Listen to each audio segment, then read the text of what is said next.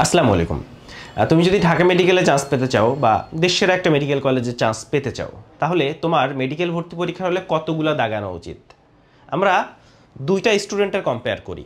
ধরো একজন স্টুডেন্ট সে প্ল্যান করে গেছে আমি যেগুলো নিশ্চিতভাবে পারি সেগুলাই দাগাবো, আরেকজন স্টুডেন্ট প্ল্যান করে গেছে যে না, আমি যা পারি এবং যা মোটামুটি কোনো রকম আইডিয়া আছে সেগুলোও দাগায় আসবো। চলো দুইটা স্টুডেন্টের এক্সাম হল স্ট্র্যাটেজিটা কীরকম হতে পারে সেটা দেখি।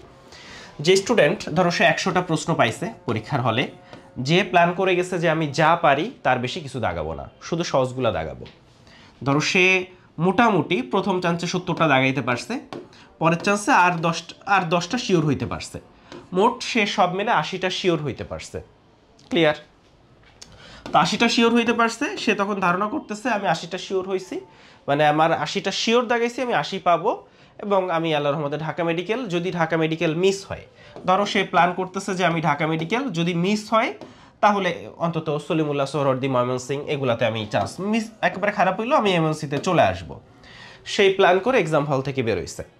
আচ্ছা, কিন্তু এখানে একটা ট্রিক আছে। ট্রিক হচ্ছে মেডিকেল ভর্তি পরীক্ষার প্রশ্ন একটু ট্রিকি হয়, মানে একটু অন্যরকম হয়। সবসময় তুমি কোচিংয়ে, যে কোচিংয়েই পরীক্ষা দাও, যেখানেই পরীক্ষা দাও, তুমি যে প্যাটার্নের প্রশ্ন পরীক্ষা দাও, সব কিছুর একটা প্যাটার্ন থাকে, যে ধরনের প্রশ্ন পরীক্ষা দাও এই প্রশ্নটা নর্মালি একটু ডিফারেন্ট হয়।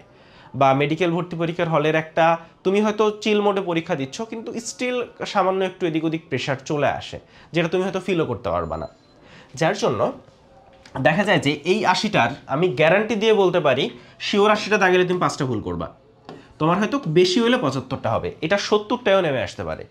কিন্তু আমি ধরে নিচ্ছি তুমি বেশ ভালো স্টুডেন্ট, তো তুমি খুবই কনফিডেন্সের সাথে দাগাইছো, ফলে তুমি এখানে মাত্র 5টা ভুল করছো। এর মানে হচ্ছে তুমি 5টা ভুল করছো, 75টা তুমি পারছো। তো 5টা ভুল করার জন্য তোমার 1.25 মার্ক কেটে গেছে, তো তখন তোমার নাম্বার আসতেছে 73 5টা ভুল করায় তোমার নাম্বার আসতেছে 73.75। তাহলে প্রথম স্টুডেন্ট যে, সে 73.75 পেল। সেকেন্ড স্টুডেন্টের ক্ষেত্রে চলে আসো, সেও ঠিক একই রকম 80টার মতো নিশ্চিতভাবে দাগাইতে পারছে। কিন্তু যে স্টুডেন্ট নিশ্চিতভাবে 80টা দাগাতে পারে, মেডিকেল ভর্তি পরীক্ষার বা যে কোনো পরীক্ষার প্রশ্নই তুমি এখন কোচিংয়ে একটা পরীক্ষা দাও, কোচিংয়ে একটা পরীক্ষা দিয়ে যদি এমন হয় যে 80টা তুমি শিওর দাগায় আসছো, 20টা তুমি ধরো নাই, তুমি বাসায় এসে বসো প্রশ্নগুলো নিয়ে, বাকি 20টা প্রশ্ন নিয়ে, তুমি দেখবা যে এখানেও তোমার মানে 5-7টা তুমি একটু সময় নিলে দেখবা যে এখানেও 5-7টা তুমি নিশ্চিতভাবে পারতেছো। একটু সময় দিলে 10টাও পেরে যেতে পারো। অর্থাৎ পরীক্ষার প্রশ্ন কখনো 100% অপরিচিত হয় না।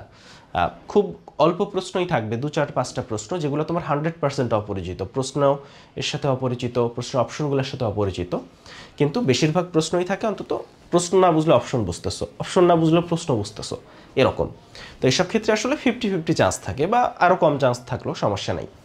তো ও দেখলো যে আমি 80টা দাগাইছি, এরপরে বাকি 20টার মধ্যে 15টা সময় নিয়ে দেখলাম যে মোটামুটি আইডিয়া করতে পারতেছি, মানে এইটা নাইলে এইটা নাইলে এইটা, এরকম একটা ব্যাপার।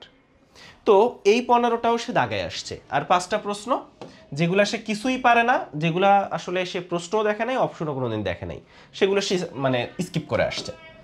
তো এই যে 15টা সে দাগাইছে, এর ভিতর 10টা তার হইছে না, 8টা হইছে না, 6টা হইছে না, তার এই 15টার মাত্র 5টা প্রশ্ন হইছে, 10টা সে ভুল করছে। সে কিন্তু 10টা প্রশ্ন এখান থেকে ভুল করছে। অর্থাৎ খেয়াল করো, এই 80তে সে কিন্তু 73.75 তোমার মতোই তুলছে, কিন্তু এই 15টার 5টা পারার কারণে ও 5 পাইছে, আর 10টা ভুল করার কারণেও 2.5 মাইনাস গেছে। 2.5 মাইনাস যাওয়ার পরে ওর এখানে 2.5 লাভ হয়েছে। আচ্ছা, 2.5 লাভ হওয়ায় ওর আসলে নাম্বার চলে আসছে 74, 75, 76.25।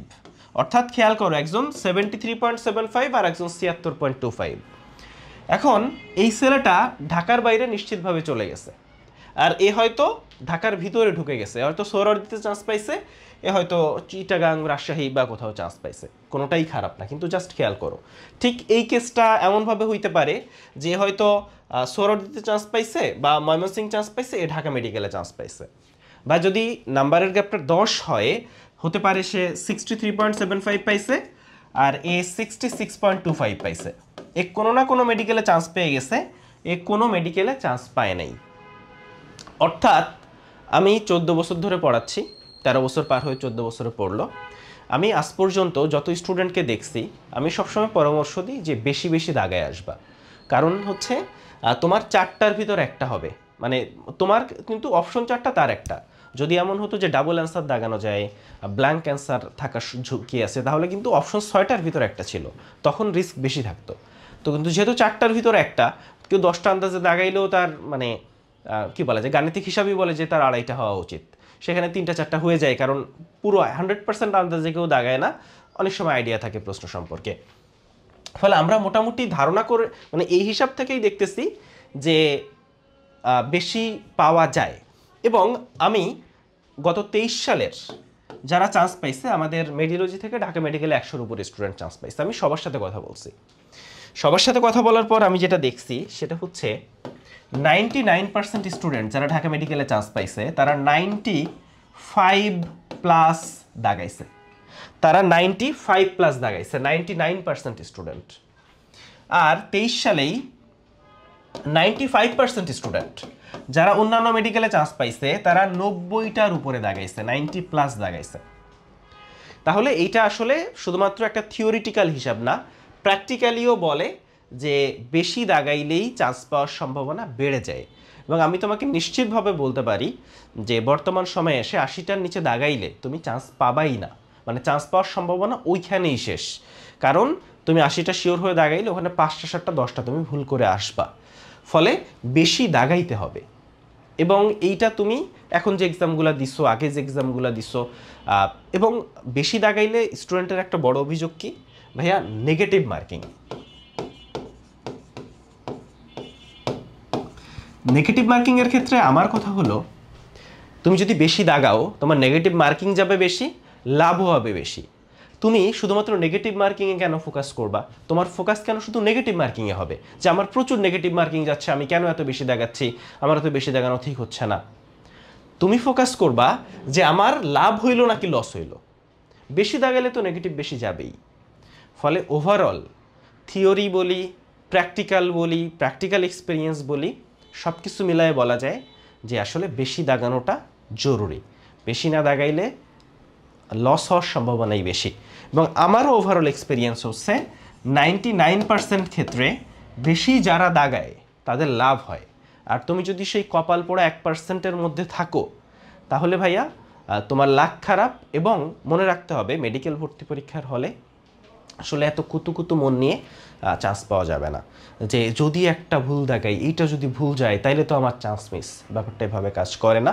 তোমার হাতে অনেক অপশন থাকে, যে বাংলাদেশে ফার্স্ট হয় সেও 8টা 10টা ভুল করেই ফার্স্ট হয়, ঠিক আছে? ফলে একটা ভুল গেলে কেউ চান্স মিস করবে না, তুমি ওই কুতু মনের জন্যই চান্স মিস করবা। ফলে চেষ্টা করবা ম্যাক্সিমাম দাগায় আসতে।